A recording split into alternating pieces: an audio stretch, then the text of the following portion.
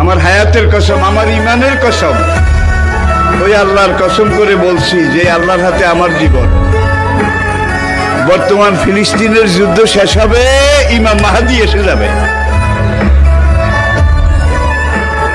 ইমাম মাহাদি আসার 9 বছর পরে, ইমাম মাহাদি আসার 9 বছর পরে ঈসা আলাইহিস সালাম আসবেন।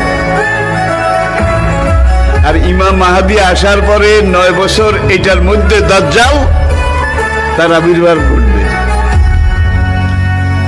এমন সময় আমি আপনাদের সাথে কথা বলছি, হাদিসের ভাষ্য অনুযায়ী মনে করেন দাজ্জাল আপনার বাড়ির দরজায় এসে দাঁড়িয়েছে। এমন সময় আমি আপনাদের সামনে কথাগুলো বলছি, যেই সময় মনে করেন ইমাম মাহাদি আপনার ঘরের সামনে এসে দুয়ারের কড়া নাড়তেছে। কত কাছে আল্লাহর নবী ইমাম মাহাদি সম্পর্কে, দাজ্জাল সম্পর্কে 70টা ভবিষ্যৎবাণী করেছেন। কয়টা?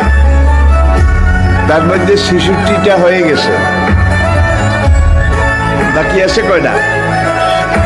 এই 4টার মধ্যে কিন্তু ইয়াজুজ মাজুজ বাইর হবে, সব খাইয়া বলাইবে।